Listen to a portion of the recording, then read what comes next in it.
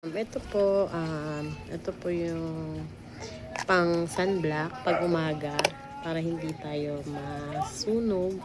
Tapos ito naman night cream tuwing gabi lang. Tapos ito po yung gamit ko. Perfect Skin product. Thank you Tita Maricel sa beauty product. Swerte mo na talaga ako dito since day 1.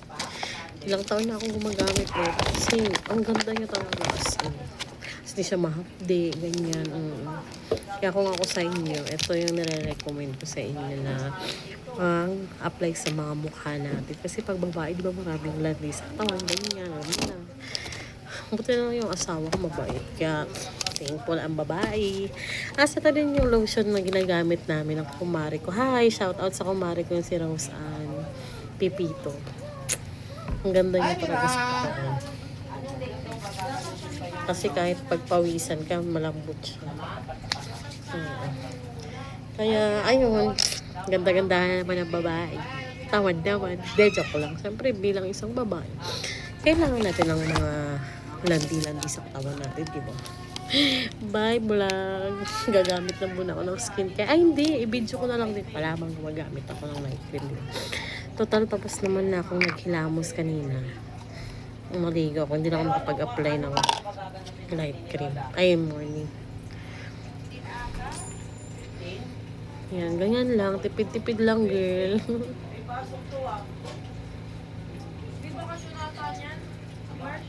mga empleyado. Wala naman empleyado sa amin. Hindi, mga anak ng empleyado. Hindi yan, kaya nila. Kasi makumpit din kayo. Ang bango niya, guys. Sobrang ganda. Parang wala ka lang nilagay, no? Kasi tagal na kasi ang gumagamit nito. Kaya kala mo wala. So, magamitin din natin yung sunblock para makita nyo kung anong pinagkaiba.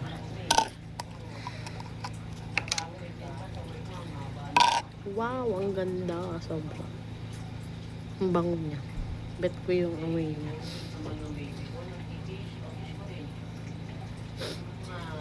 Wait, yan naman pala nagkikil.